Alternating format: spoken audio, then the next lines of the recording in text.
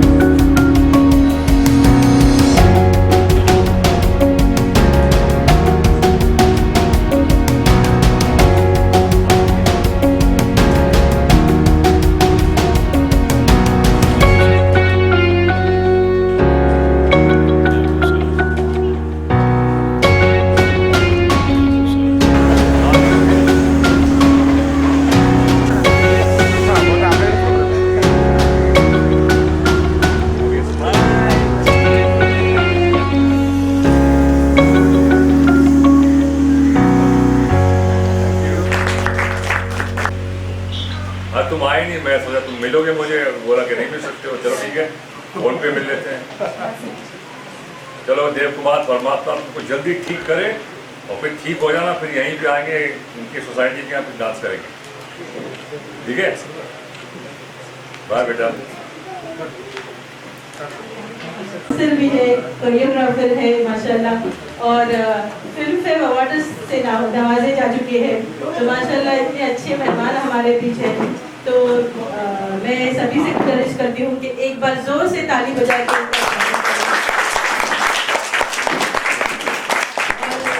हमारे sir chairman sir और Savita madam से मैं गुजारिश करती हूँ कि वो सर का फूल और मेमेंटो दे के स्वागत करें।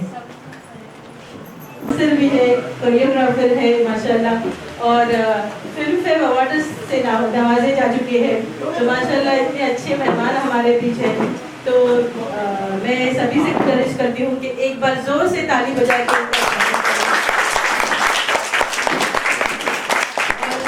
हमारे सर चेयरमैन सर और सविता मैडम से मैं गुजारिश करती हूँ कि वो सर का फूल और मेमेंटो दे के स्वागत करें।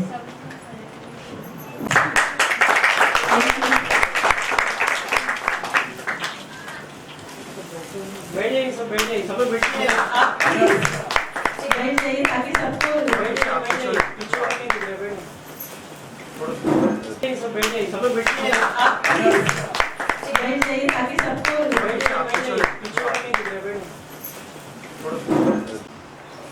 आज हमारे बीच बॉलीवुड के handsome dynamic star mister Javed Jafri साहब मौजूद है। सबसे पहले मैं एक बार और फिर इनको राउंड ऑफ क्लैप करके इनको वेलकम करता हूँ। वैसे तो जावेद जाफरी साहब को कोई तारुफ को मोहताज नहीं है, इन्हें हर कोई जानता है। इनकी मूवी धमाल शायद हर कोई वाकिफ है उससे। छोटे पर्दे हो या बड़े पर्दे, इन्होंने अपने हुनर से, अपने अंदाज से, अपने आवाज़ से सभी लोगों को एंटरटेन किया है। अभी नेटफ्लिक्स पे भी आपकी एक मूवी शायद रिलीज हुई है, तो उसके लिए भी मैं इनको बधाई देता हूँ और काफ की टीम की तरफ से मैं इनको बेस्ट विशेस देता हूँ और आने वाले इनके तमाम प्रोजेक्ट्स के लिए भी मैं इनको बेस्ट विशेस देता हूँ हमारी टीम की तरफ से। जावेद भाई का नाम हो और डांस की बात ना हो ऐसा तो हो नहीं सकता। हम हमारे वक्त में सिर्फ दो ही लोगों को अच्छी तरह से जानते थे, एक तो थे मिस्टर माइकल जैक्सन और हमारे लिए दूसरे the great mister Javed Jafri sir. आज अगर हम टीवी चैनल ऑन करते हैं तो हर दूसरे चैनल पे हमें डांस के रियलिटी शो नजर आते हैं। आप लोग देखते होंगे हर दूसरे चैनल पे डांस रियलिटी शो, लेकिन इसकी बिगनिंग, इसकी शुरुआत आज से 25 साल पहले जावेद सर ने अपने शो पे एक प्लेटफॉर्म दिया था डांस का और उसका नाम था बूगी वूगी शो का, right sir? It was one of my favourite shows. अच्छा, अभी मैं आप लोगों को अपने काफ के बारे में कुछ बताता चलूँ। जैसे कि आप सब जानते हैं, कैंसर इन रिसर्च फाउंडेशन यानी काफ was established in the year 2001 by my uncle late professor A Kazi and my पुपी principal Mrs Rashida A Kazi. हमारा मिशन तो यही है कि हमारे यहाँ पे आए हुए कोई भी कैंसर पेशेंट्स खाली हाथ ना जाए। हम उसकी जितनी हो सके और ज़्यादातर हम उसकी मदद करने की कोशिश करते हैं। आज इस 21 साल के अरसे में हमने अब तक के 21 करोड़ रुपए से भी ज़्यादा पैसों से 14,000 पेशेंट्स को हेल्प की। मैं आप लोगों को ज़्यादा वक्त ना देते हुए हमारे CEO से ये अपील करता हूँ कि काफ़ी और कुछ बताइए। अब ये इन्होंने कहा कीमती वक्त, लोग पता नहीं हो जाता है, लोग बोलते हैं कि यार इनका कीमती वक्त तो सबका कीमती होता है, आपका वक्त उतना ही कीमती है जितना मेरा वक्त है। तो ये सब जो बोलते हैं ना कीमती वक्त, हर एक के लिए उतना ही कीमती होता है और वक्त का तकाजा करना चाहिए और रिस्पेक्ट करनी चाहिए। नहीं सबका, आप लोग जो काम कर रहे हैं आपका भी वक्त है। सो मुझे सिर्फ ये लगता है कि एक बहुत प्यारा शेर कि दिल से जो बात निकलती है असर रखती है, पर नहीं कुव्वत परवाज बगल रखती है। तो इसका मतलब ये है कि जो भी आवाज़, जो भी कार्य, जो भी आप करना चाहते हैं, दिल से जो निकलती है आपकी बात, जो भी करना चाहते हैं, उसका बहुत असर होता है। एक होता है आजकल बहुत कमर्शियल हो गई ये चीज़ें कि कोई लोग नाम के लिए करते हैं, कुछ लोग पैसे कमाने के लिए करते हैं। मतलब अच्छा काम भी नाम के लिए होता है कि हमारा नाम होगा, हमारा पोस्टर छपेगा, और कई बार लोग करते हैं कि पैसे कमाएं उसके जरिए। लेकिन जो मैंने देखा और मैं समझा इस पर्टिकुलर ऑर्गेनाइजेशन को का कि ये एक दिल से निकली हुई आवाज़ है जो काजी साहब ने ली थी और आप लेके आगे बढ़ रहे हैं और ये कई लोगों तक पहुंची है आवाज़ और इसका असर जो हुआ है बहुत लोगों की ज़िंदगी पे हुआ है, फ़र्क भी पड़ा है।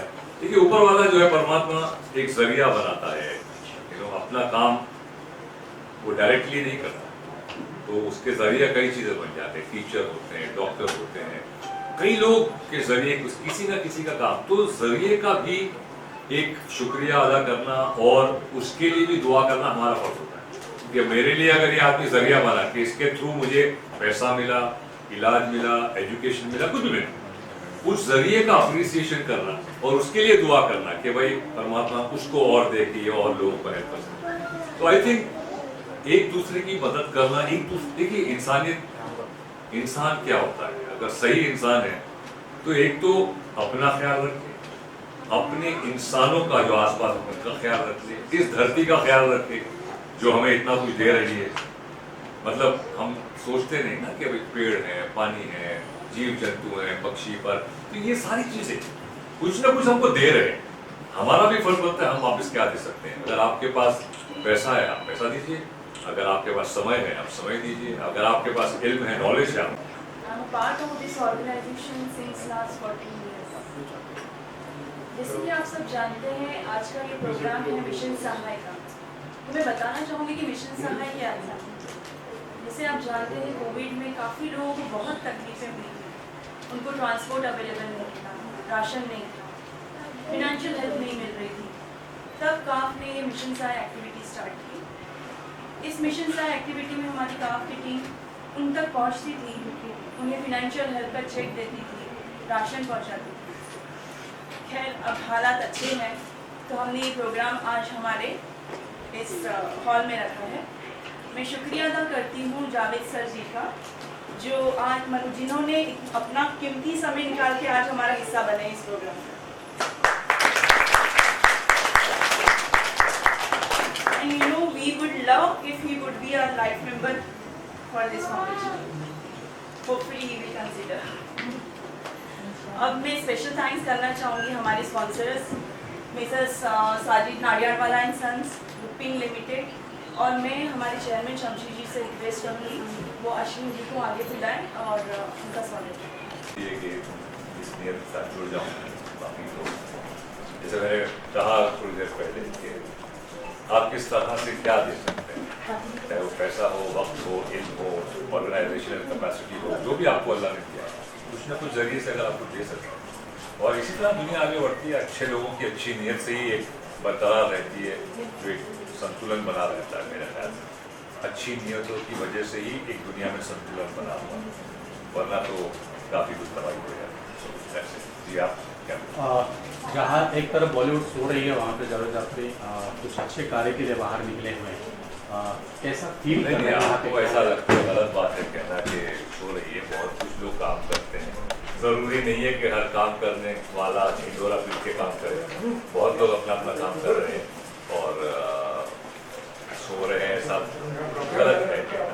तो मेरे हिसाब से जैसा मैंने कहा कि जहाँ कुछ अच्छा कार्य हो रहा है, काम हो रहा है, अगर किसी तरह आप जुड़ सकें जो भी हिसाब से, ज़रूरी नहीं है हर चीज़ के अगर मैंने 100 रुपये कहीं दिए तो मैं बोल के तो मैं 100 रुपये दे रहा हूँ, वो भी नहीं होना चाहिए। हाँ, जहाँ कभी कभी बोलना, कहीं कहीं बोलना ज़रूरी पड़ जाता है कि ताकि दूसरे लोगों को प्रोत्साहन मिले कि हाँ भाई हमें भी जुड़ना चाहिए। हाँ, तो इसीलिए हमारी यही कोशिश होती है कि अच्छे कार्यों के साथ जुड़े। कैसा रहा एक्सपीरियंस जावेद जी? जैसे बच्चों को आपने देखा, काफ़ी कुछ बात भी बच्चों का दिल थोड़ा भराता है, क्योंकि मेरे खुद 3 बच्चे हैं और जब आप देखते हैं इन तकलीफों से बच्चे गुजर रहे हैं, लेकिन जैसे मैंने कहा कि दुनिया में बहुत अच्छाई भी है और ये अच्छाई जो है वो दुनिया को बरकरार रखती है। और एक आर्फ जैसी ऑर्गेनाइजेशन है जो अपना काम कर रहे हैं, ये नियत है।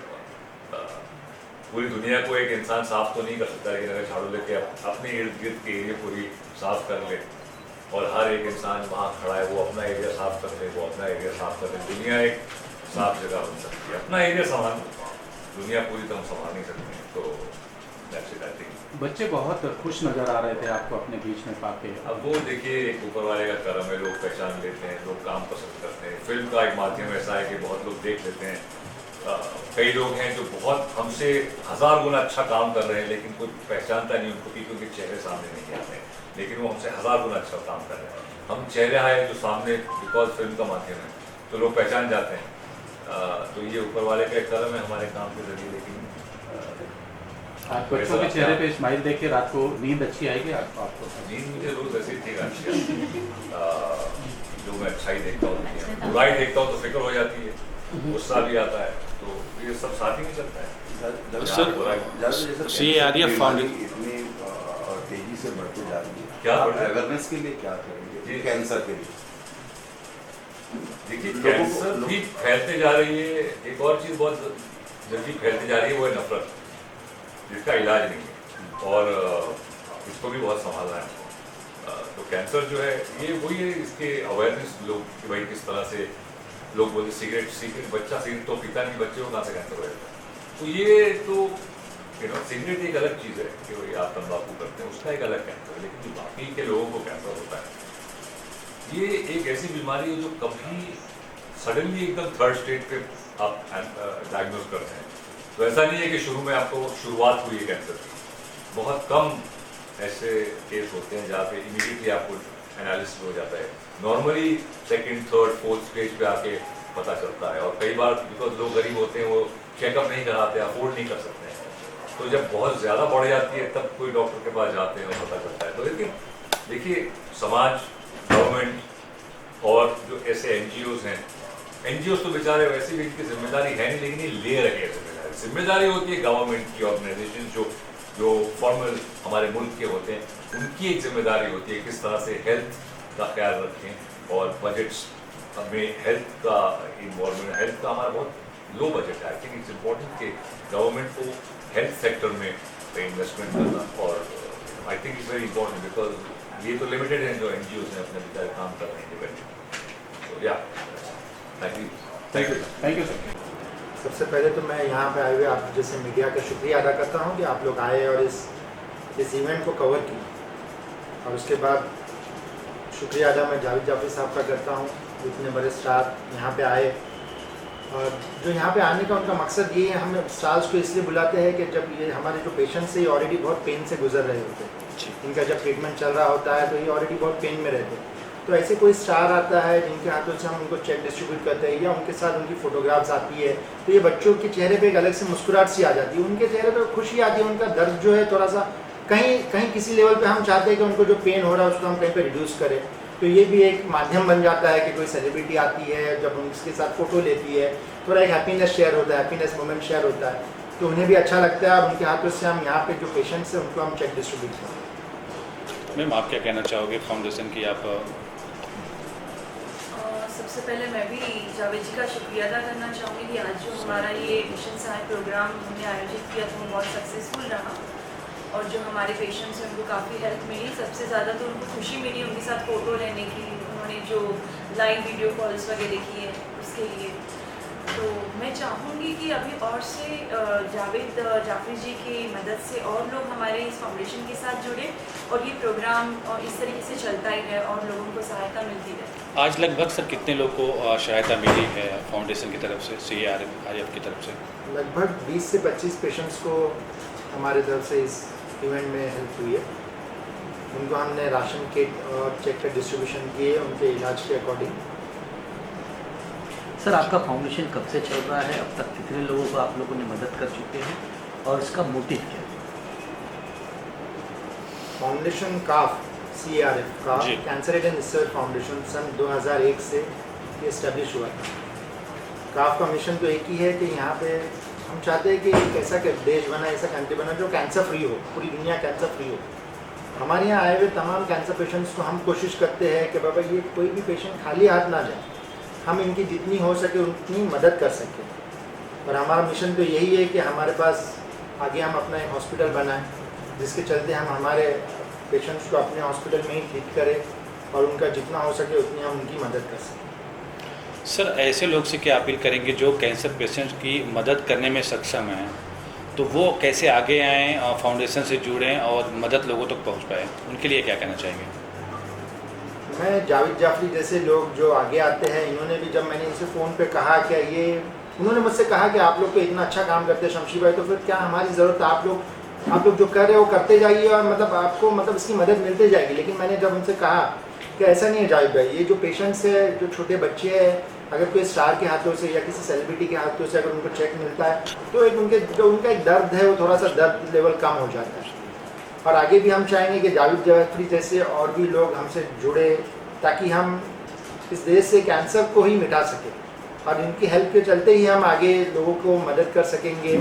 और मैं शुक्रिया अदा करता हूँ हमारे उन डोनर्स का जो हमें डोनेशन देते हैं, जिनके चलते यहाँ पे हम जो चेक डिस्ट्रीब्यूट। एक्चुअली मेरा सवाल यही था, जो आपको डोनेशन करते हैं तो ऐसे तमाम लोग को बढ़ के आगे आना चाहिए ताकि अधिक से अधिक लोगों का मदद हो पाए। मेरा सवाल यही था जी। तो मैं तो सबसे पहले हमारे डोनर्स का शुक्रिया अदा करता हूँ, क्योंकि कोई भी NGO जी बिना डोनेशन के नहीं चलता जी। और ये भी NGO जो हमारा ये डोनेशन के ऊपर ही चलता है। तो हमारे पास जो भी डोनेशन आता है हम वो जो भी ज़रूरतमंद लोग रहते हैं उनमें तकसीम करते हैं। और मैं डोनर्स से अपील करता हूँ कि आप लोग बढ़ चढ़ कर इसमें हिस्सा लें और इस चीज़ को महसूस करें, आके देखिए कि कैसे छोटे छोटे बच्चे जो कैंसर से सफ़र करते हैं उनको कितनी तकलीफ होती है। Thank you. चलिए डोनर्स से मेरी ये अपील है कि वो आगे आए और इतना ही नहीं कि सिर्फ एक चेक दे के बैठ नहीं जाए, आए हमारे फाउंडेशन का एक हिस्सा बने कि हम कैसे काम करते हैं उसे देखें, कैसे पेशेंट्स हैं, उन्हें क्या तकलीफ़ें हैं और क्या ज़रूरत है, कैसे काफ आगे बढ़ रहा है, वो भी हमारे साथ आके ज्वाइन करें हमारे इस मिशन को। ये मेरी अपील है। नाडियाड वाला फैमिली भी आपको सपोर्ट कर रही है, कैसे उनका कोलैबोरेशन हुआ और कैसे क्या सपोर्ट मिल रहा है? उनका सपोर्ट हमारे साथ पहले से है और बहुत अच्छा है। हर साल विदाउट फील्ड CSR एक्टिविटी के अंडर में हमें उनका फंड आता है। इतना ही नहीं, एवरी ईयर ज़कात भी देना वो नहीं होता। ओके, जैसे अभी आपने कहा कि लॉकडाउन में हम लोगों की मदद करते थे, फंड पहुंचाते थे या राशन भी पहुंचाते थे, चैलेंजेस भी आते रहे होंगे उस दौर दरमियान, क्या कुछ कहना चाहेंगे, कैसा रहा वो एक्सपीरियंस? बहुत डिफ़िकल्ट था वो दौर तो, अगर मैं आपको बताऊं कि हमने सारे NGOs बंद थे मगर हमारा काफ एक NGO था जो इस कोविड पीरियड में, वो पेंडेमिक पीरियड जो था उसमें काम कर रहा था।